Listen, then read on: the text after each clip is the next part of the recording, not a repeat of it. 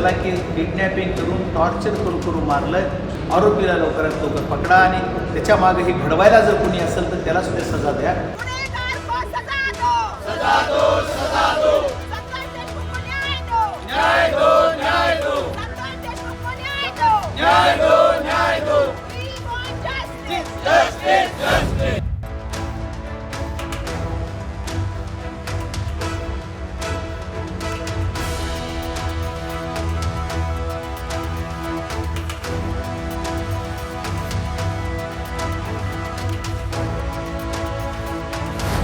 काय करू नका मला एवढा मोठा नक्कीच नाही.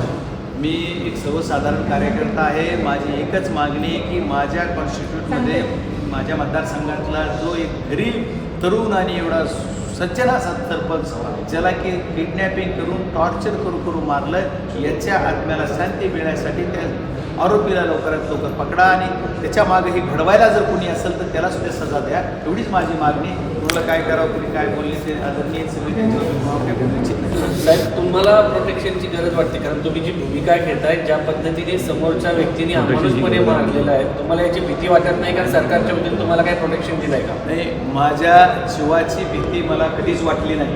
पण जर शासनाला मी ज्या आमच्या सर्व काही लोकांनी सांगितलं की माझ्यावर काही होऊ शकते का तर होऊ शकते कारण या प्रवृत्तीचे लोक आमच्या जिल्ह्यात आहेत. त्याच्यामुळं मला संरक्षण देणं ही नक्कीच गरज आहे. पण आमच्या SP-ना वाटलं नाही का कुणाला वाटत नाही काय.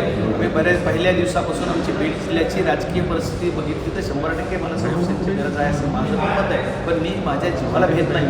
त्याच्यामुळे माझ्या जर माझं बलिदानच तिथं असेल तर मी त्यालाही घाबरत नाही. मला त्याची काही चिंता नाही. पण विषय आहे की बीड जिल्ह्यातल्या पोलीस यंत्रणा किंवा संरक्षण यंत्रणेला जर वाटत असतं की खासदाराचं आपण संरक्षण करायला पाहिजे, खासदार राहावा तर त्यांनी द्यायला पाहिजे.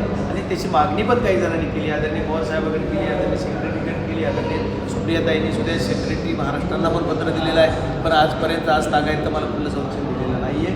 मला जो गार्ड दिलेला आहे, गार्ड माझ्यासोबत इकडे अक्षर जिल्ह्यात असतात, इकडे दिल्लीत काही नाही किंवा घेत बी नाही. पण ते त्या पद्धतीनं मला वाटतं की कमीत कमी महाराष्ट्राच्या हद्दीपर्यंत ते दिलं पाहिजे. पण आता त्यांनी द्यायचं नाही द्यायचं महाराष्ट्र शासनाला वाटत असेल खासदाराची गरज नाही तर ती ठरवतील काय असेल त्याच्यावर मी काय बोलणार नाही. पण मी घाबरत नाही तर नाहीच का. त्याच्यामुळं मला काही घाबरायची भीती, माझ्या जीवाची भीती वाटत नाही. माझ्या कार्यकर्त्यांची, माझ्या मतदारांची, माझ्या माणसांच्या जीवाची मला भीती वाटते.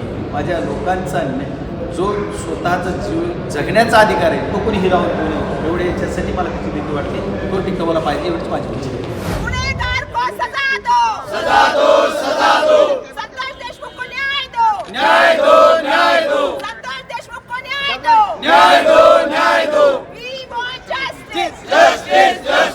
हत्यारों को फांसी दो, फांसी दो, फांसी दो, फांसी दो.